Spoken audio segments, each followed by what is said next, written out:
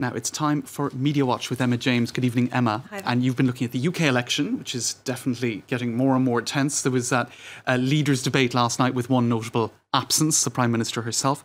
There's been a lot of reaction online, as you would imagine. Yes, and a lot of that reaction really focusing on the fact that Theresa May, the Prime Minister, chose not to take part in this debate.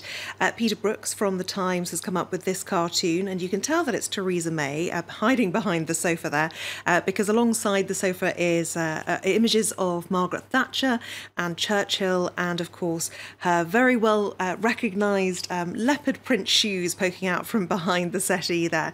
And that really is the thought that a lot of people had. What on earth was she doing not taking part in this debate?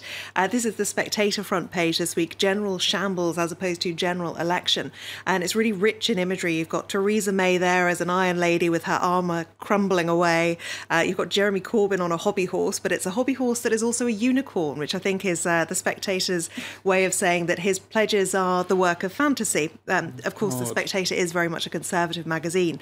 And Tim Farron from the Liberal Democrats is shown speaking in the wrong end of a megaphone. So a lot of people very critical indeed of how things are panning out in the UK right now. Another interesting thing that I spotted was George Osborne, the former Chancellor in the United Kingdom, tweeted this. Of course, George Osborne now is the editor of the London Evening Standard. So there was a lot of controversy about his appointment, and he's retweeted this cartoon from within the paper, commenting only, "Our cartoonist has his take on what's happened to the Tory campaign. He's offering no thoughts there of his own." Jeremy Corbyn tweeted this last night, that Britain deserves to see a debate between the two candidates for Prime Minister. Refusing to do it as a sign of weakness, he says. And a lot of people sharing his sentiments, really. It looks like the Tories have decided no Theresa May is better than a bad Theresa May. A nod, of course, to her comments that no deal on Brexit is better than a bad deal on Brexit.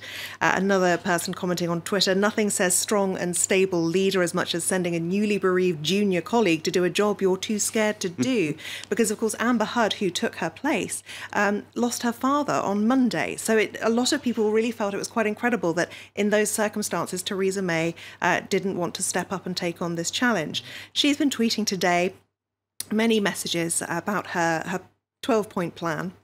Including this one where she says, "If you put your trust in me, back me, I will work every day to make a success of Brexit."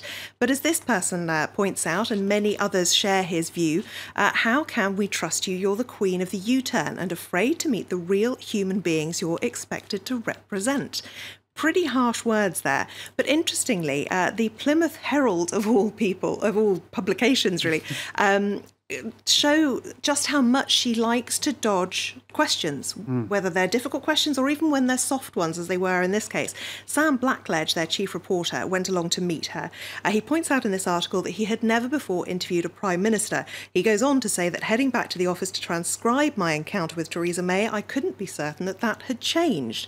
Among the questions he asked, I think there is, how will your Brexit plan make Plymouth better off? And Theresa May replied simply, I think there is a better future ahead for Plymouth and for the whole of the UK.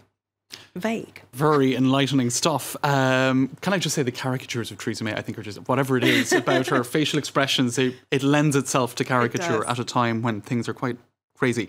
Now, some of the pollsters, Emma, are predicting a closer race than has been predicted. So maybe the gamble isn't paying off quite as well as Theresa May would have liked. Tell us more. Absolutely. Yes, she chose to make this call for a snap election based on the fact that she had a very secure lead. But now some, not all, of the pollsters are predicting that that lead has shrunk considerably.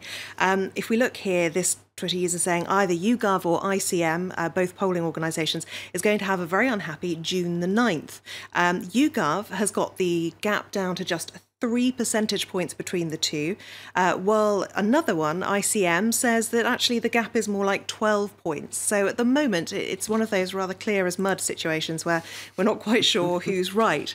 This tweet points out that in London, in the capital, who would make the best Prime Minister? The answers to this, well, Jeremy Corbyn actually comes out on top, 37%, whereas Theresa May had just 34%. Now, while Jeremy Corbyn has some very fervent followers, he also has many, many critics, and most newspapers, publications at some time or other have said that he's made Labour simply unelectable. It will be very interesting to see what happens in a week's time. Gosh, it's looking like another nail-biter of an election after the one that we had here. Thanks for that, Emma.